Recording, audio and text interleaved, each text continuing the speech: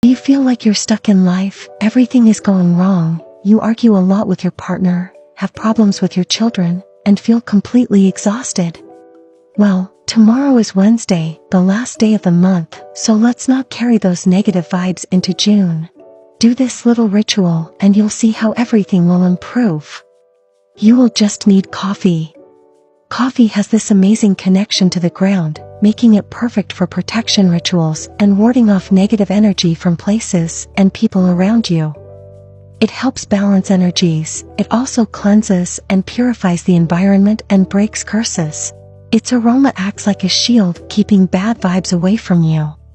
It also opens up paths and attracts abundance and prosperity.